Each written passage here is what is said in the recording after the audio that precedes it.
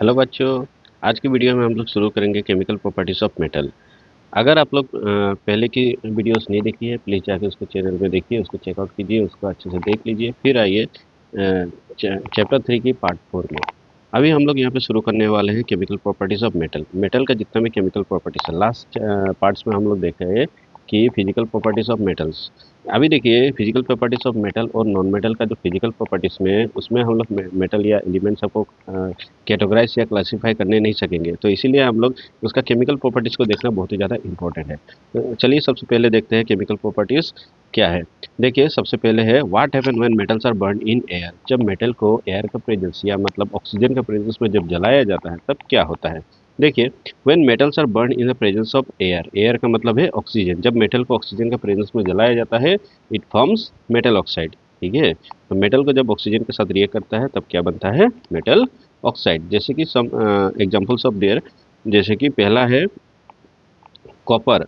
Copper को जब oxygen का प्रेजेंस में जलाया जाता है तब यहाँ पे बनता है कॉपर ऑक्साइड। कॉपर का जो ओरिजिनली कलर होता है वो है ऑरेंज रेड, बट जब भी ये ऑक्सीजन के साथ रिएक्ट करता है या कॉपर को जब ऑक्सीजन का प्रेजेंस में जलाया जाता है तब बनता है ब्लैक कलर का कॉपर ऑक्साइड। ओके, नेक्स्ट देखिए नंबर 2 में एल्यूमिनियम को अगर ऑक्सीजन का प्रेजेंस में जलाया जाता है तब बनता है एल्यूमिनियम ऑक्साइड।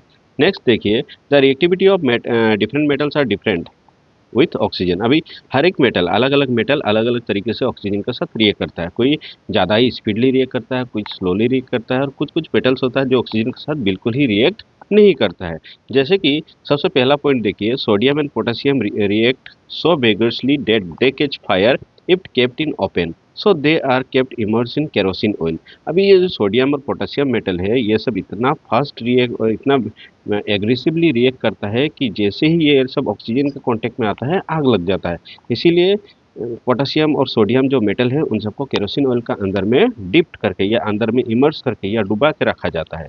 नेक्स्ट देखिए surface of magnesium aluminium zinc lead are covered with a thin layer of oxide which prevent them from further oxidation. कुछ कुछ मेटल है जैसे कि फॉर एग्जांपल, ठीक है, मैग्नीशियम एल्यूमिनियम। अभी सपोज ये मेटल है, मेटल का सरफेस में एक लेयर, एक परत चढ़ जाता है, ठीक है, और ये जो लेयर होता है ना इसको बोला जाता है ऑक्साइड्स लेयर, ऑक्साइड लेयर।